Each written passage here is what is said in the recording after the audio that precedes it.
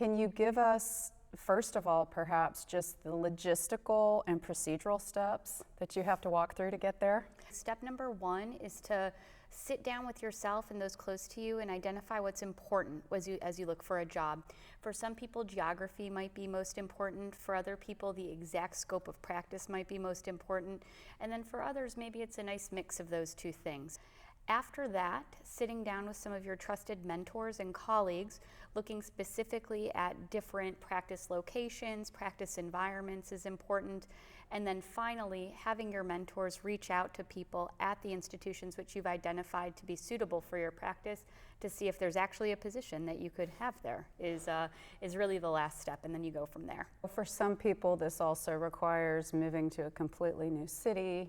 Absolutely. There's a lot of other new things. For me, I did all of my training in Boston. I was there for 10 years and then moved to Madison, Wisconsin in the Midwest. So that was a big upheaval and it was a big change. And so when you're looking at new places, I think that it's important to make sure that yourself and your family, whomever you're moving with, is going to be comfortable in the new location, that it's a practice environment, that you feel well supported with great colleagues, and that you're going to be able to do what you love to do so that the scope of practice aligns with what you're most interested in from a clinical and a research standpoint. What about mentally? The shift that has to occur. When you're a trainee, really you have a set schedule, you're working a lot, but at least when you're off, you're off. When you become a faculty member, you're really on 24/7. You need to be available not only for your patients, but for the referring physicians.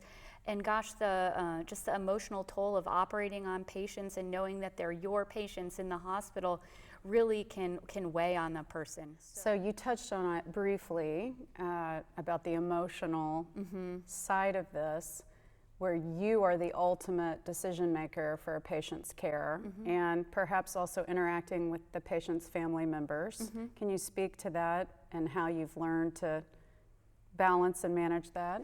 Yeah, so that's a new and real responsibility as you move from being a trainee to a faculty member. And I think I was lucky. I trained at a place where I had great mentors that I was able to watch and observe over the course of my training to see how they were effectively able to deal with patients and family members at the bedside. For each person, I think that it's important to develop your own style, to figure out what works for you. Some people might be more direct than others. Some people are going to be more interested in sitting and really having long conversations with the patients. And whatever suits your personality the best, I think, is going to allow you to deliver the most empathic and compassionate care to your patients. I think being a woman in a very male-dominated field such as cardiac surgery, some people perceive there to be challenges, but I think a lot of those challenges are actually areas where, as a woman, I can be more effective than the men can. Part of that is just interpersonal relationships with other staff members. It's been quite an easy transition for me moving to a new institution, being a woman. Part of that is because I find that I can relate to the nurses and the other staff members a bit better than some of the men can. With respect to patient relationships, I think sometimes folks are quite shocked that they're getting a female cardiac surgeon, but they are confident in your capabilities as long as you can present yourself confidently and that you know what you're doing and you take the time to explain to them what's going on. Many of these patients, especially for cardiac surgery, are coming to you at a very vulnerable time in their life. It's a life or death type of operation, and it's a procedure that everyone is going to be afraid of. So to be able to be empathetic to the patient and compassionate, especially as a woman, I think that's one of the areas that we as women are a bit more effective perhaps than many of our male colleagues. Are there also some emotional or psychological hurdles that you needed to overcome, or perhaps other women who might be watching this need to overcome in order to cope and prepare to believe in yourself?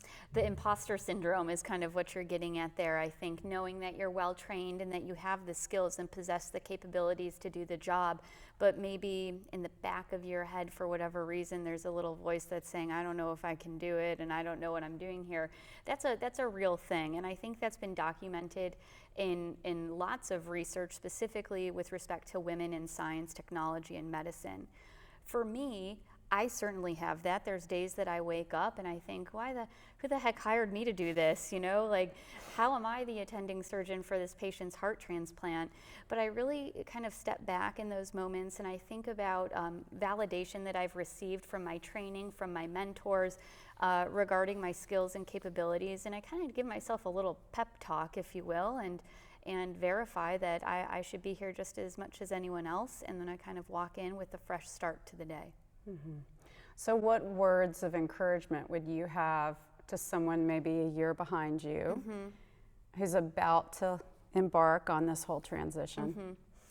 Really know yourself and be confident in what you're looking for and go out there and find it. You should use your mentors, your colleagues, and all of your networks to your maximal capability when you're looking for your first job. You want to be sure that you find a place that fits for you both professionally and personally. Two, I would say don't forget about your friends, the people that you trained with in general surgery and the people that you trained with for your cardiothoracic fellowship. Those are going to be your lifelong support network.